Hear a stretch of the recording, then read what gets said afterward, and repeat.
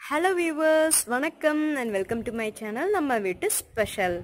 இன்னைக்கு நம்ம என்ன பார்க்க போறோம் அப்படினா நம்ம வீட்டு ஸ்பெஷல் எண்ணெய் கத்திரிக்காய் பொரியல் தாங்க பார்க்க போறோம். இது பாத்தீங்கன்னா நல்ல காரமான புளிக்குழம்பு, வத்தக்குழம்பு இதோட சைடு டிஷ்ஷா வச்சு சாப்பிடும்போது சூப்பரா இருக்கும். தேங்காய் துருவெல்லாம் போட்டிருக்கனால இந்த டிஷ் வந்து ரொம்ப காரமாலாம் இருக்காது, மைல்டா இருக்கும். அதனால குழந்தைங்களும் கத்திரிக்காய் வேணாம் அப்படின்னு சொல்லாம நல்லா விரும்பி சாப்பிடுவாங்க. ட்ரை பண்ணி பாருங்க.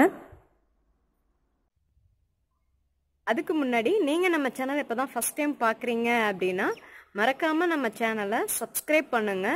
சப்ஸ்கிரைப் பண்ணிட்டு பக்கத்தில் இருக்க பெல் ஐக்கானையும் ப்ரெஸ் பண்ணிங்கன்னா தான் நான் எப்போல்லாம் வீடியோ போஸ்ட் பண்ணுறேனோ உங்களுக்கு ஒரு நோட்டிஃபிகேஷன் வரும். ஸோ தட் என்னோட வீடியோஸ் எதையுமே இங்கே மிஸ் பண்ணாமல் பார்க்கலாம். ஃபஸ்ட்டு பாத்திரத்தில் ஒரு 4 டேபிள் ஸ்பூன் அளவுக்கு எண்ணெய் சேர்த்துக்கோங்க. எண்ணெய் சூடானதுக்கப்புறம் 1 ஸ்பூன் அளவுக்கு கடுகு, 1 ஸ்பூன் அளவுக்கு உளுந்தம்பருப்பு போட்டு நல்லா தாளிச்சுக்கோங்க. கடுகு உளுந்தம்பருப்பு நல்லா பொரிஞ்சதுக்கப்புறம் கொஞ்சமாக கருவேப்பிலை சேர்த்துக்கோங்க. இப்போ பார்த்தீங்கன்னா நான் இன்னைக்கு 1/4 கிலோ பிஞ்சு கத்திரிக்காவை இந்த மாதிரி குட்டி குட்டியாக கட் பண்ணி அடிச்சிருக்கேன். அதையும் இந்த எண்ணெயிலோட சேர்த்துக்கோங்க. இந்த டிஷ்ஷு செய்யும் போது கண்டிப்பாக நம்மளோட அடுப்போட ஃப்ளேம் வந்து சிம்மில் தான் இருக்கணும். அப்போ தான் நம்மளோட டிஷ் வந்து நல்லா டேஸ்ட்டாக இருக்கும். இல்லைனா வந்து கத்திரிக்காய் மேலே கருகிரும், உள்ளுக்குள்ளே வேகாது. இப்போ இந்த கத்திரிக்காய் பூரா எண்ணெயிலே நல்லா வதக்கணும். நான் இன்றைக்கி எடுத்துருக்கிறது பார்த்திங்கன்னா 1/4 கிலோ அளவுக்கு தான் கத்திரிக்காய் எடுத்திருக்கேன். கட் பண்ண உடனே சமைக்க ஆரம்பிச்சிருங்க. இப்போது உங்கள் டேஸ்ட்டுக்கு ஏற்ற அளவுக்கு நீங்கள் உப்பு சேர்த்துக்கோங்க. உப்பு சேர்த்ததுக்கப்புறம் ஒரு தடவை நல்லா எல்லா கத்திரிக்காயோடையும் சேர்கிற மாதிரி நல்லா மிக்ஸ் பண்ணிக்கோங்க.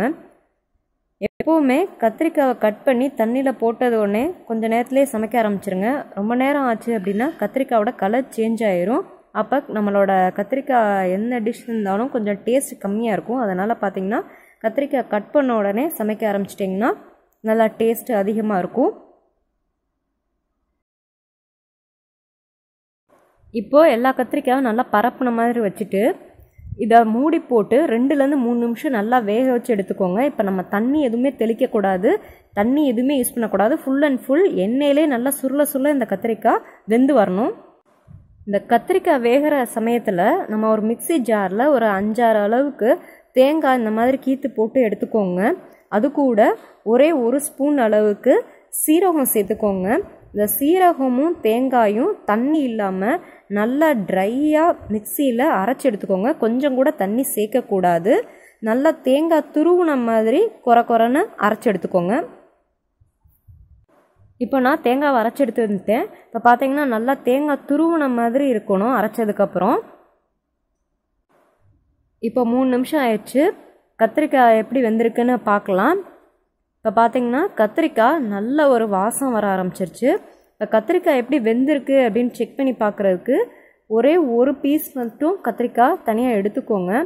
எடுத்து அதை லைட்டாக ஒரு ஸ்பூனை வச்சு இந்த மாதிரி அமுக்கி பார்த்தீங்கன்னா தெரியும் கத்திரிக்காய் நல்லா சாஃப்டாக வெந்திருக்கு. இதுதான் பதம்.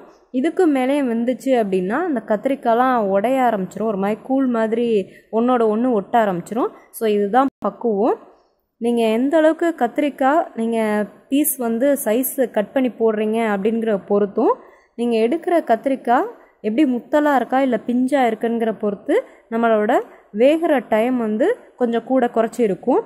இப்போது நம்ம தேங்காயும் சீரகமும் மிக்சியில் அரைச்சி வச்சுருக்கோம்ல, இது பார்த்திங்கன்னா நல்லா ஈரம் இல்லாமல் நம்ம தேங்காய் துருவல் மாதிரி இருக்கணும். அந்த அளவுக்கு பக்குவமாக பதமாக அரைச்சி எடுத்துக்கோங்க. இதை வந்து நம்ம இந்த வெந்த கத்திரிக்காயோட நம்ம ஆட் பண்ண போகிறோம். நான் இன்றைக்கி ஒரு 3 ஸ்பூன் அளவுக்கு தான் வந்து இந்த தேங்காய் துருவல் சேர்க்க போகிறேன். ஏன்னா நான் இன்றைக்கி 1/4 கிலோ தான் எடுத்தேன் கத்திரிக்காய்.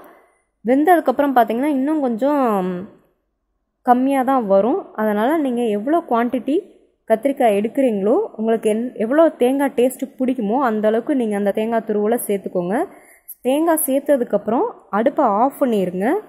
நம்ம கத்திரிக்காயில் இருக்க சூட்டுலேயே அந்த தேங்காய் நல்லா வதங்கி அந்த கத்திரிக்காயோட ஃப்ளேவரை நல்லா அப்சர்வ் பண்ணிக்கும். அவ்வளோதான்.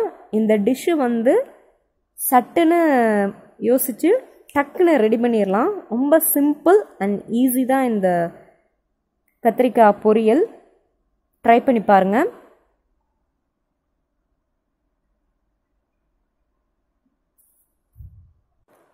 அவ்வளோதாங்க, நம்ம வீட்டு ஸ்பெஷல் எண்ணெய் கத்திரிக்காய் பொரியல் ரெடி ஆயிடுச்சு.